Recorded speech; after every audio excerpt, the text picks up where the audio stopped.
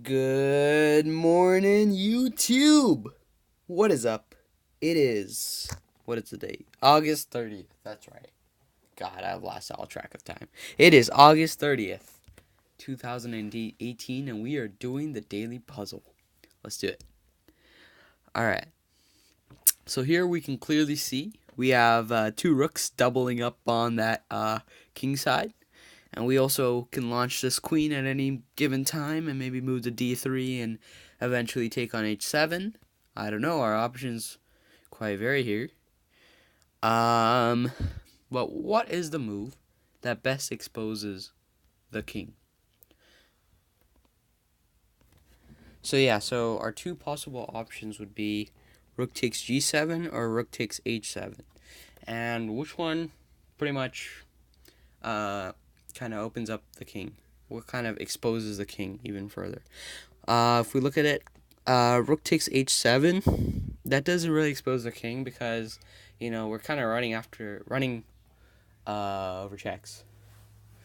Rook takes h7, king takes h7, rook h3, and we kind of lost our checks. So, how about rook takes g7? Rook takes g7, king takes g7, and then maybe something like queen h6. I think I see some opportunities after queen h6. Then queen takes h7, and that is a checkmate, right? So we have like a mate in 3 after rook takes g7, king takes g7. But of course, black doesn't have to capture that rook, so I'm gonna take this.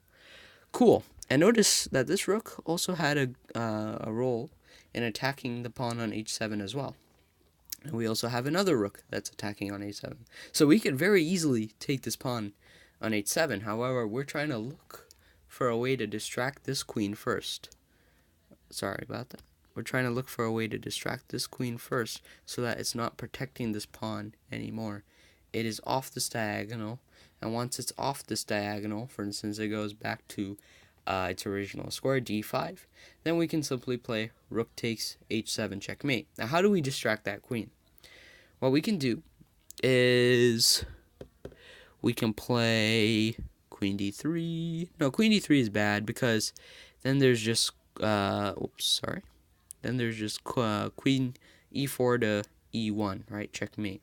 Or rather, not checkmate because we have this little defender, queen f1, but still not what we want.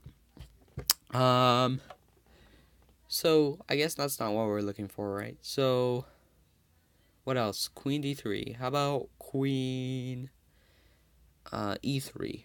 Queen e3, I think that's a good move. But no, there's queen takes e3, and that's a check. So we lost our opportunity to attack. How about queen e2? I think queen e2 is the move. I think that's queen d3, queen e3, and queen e2, those are our candidate moves, and I think queen e2 looks like the winning solution.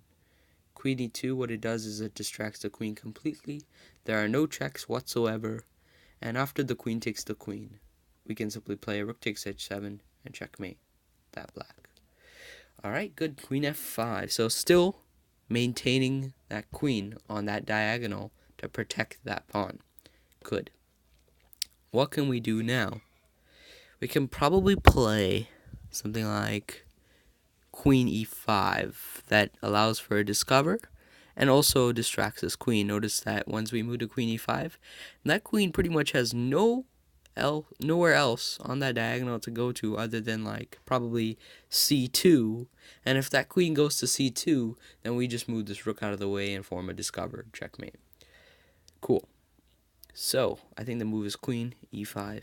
Nice. So the move f6 was played, and here we can play queen takes queen. Nice, that is solved. And notice, if we go to the analysis, notice that if this pawn were to take this queen, then we would simply play rook takes h7.